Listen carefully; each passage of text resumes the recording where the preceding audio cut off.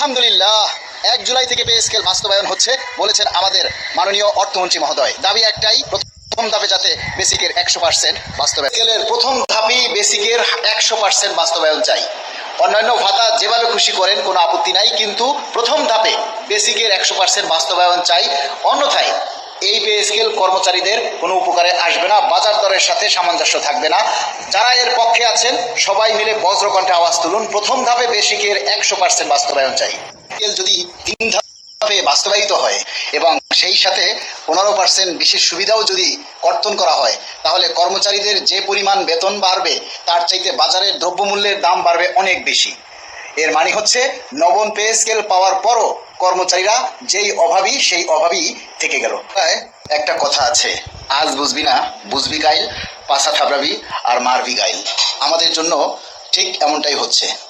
আজকে pay scale ঠিকই হচ্ছে, কিন্তু সেই পে স্কেলটা আপনি কিভাবে পাচ্ছেন, কয় ধাপে পাচ্ছেন? এর মূল কারণ কি জানেন? এর কারণ হচ্ছে কিছু ভণ্ড নেতা আর কিছু ভণ্ড কর্মচারীদের কারণে। ভণ্ড নেতারা এই আন্দোলনকে বেগবান করতে পারেনি। যখনই কর্মসূচি দেওয়া হয়েছে মাঝপথে এসে কর্মসূচিকে পণ্ড করে দিয়েছে। আর আন্দোলনের সময় যে সকল কর্মচারীদের মাঠে আসার কথা তারা সবাই ঘরে বসে থেকেছে। আর যার কারণে সরকার আমাদের সাথে যা ইচ্ছা তাই করতেছে। আজকে যদি একটা কর্মসূচিতে আপনারা সবাই ঘরে না বসে থেকে মাঠে আসতেন, সবাই স্বতঃস্ফূর্তভাবে দাবিটা জোরালো করতেন, তাহলে আর আজকে আপনাদের কিস্তিতে পে স্কেল পাওয়ার কথা চিন্তা করতে হতো না। এই সব কিছু আপনাদের অর্জন, এ সবই আপনারা নিজেরা কামাই করেছেন।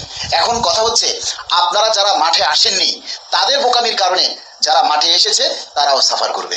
এটাই হচ্ছে প্রকৃতি, দ্য রিভেঞ্জ অফ নেচার। আপনি যেমন করবেন ঠিক তেমনটাই পাবেন। এজন্য বলি, এই যে আসন্ন বাজেট আসতেছে, 11 জুন বাজেট ঘোষণা হবে, সেই ঘোষণার আগ পর্যন্ত এখনো সময় আছে। সবাই অন্তত অনলাইনে সোশ্যাল মিডিয়া জগতে দাবিটার ব্যাপারে সোচ্চার থাকুন। এক দফায় এক দাবি, পে স্কেলের গেজেট জারি, শতভাগ বাস্তবায়ন চাই।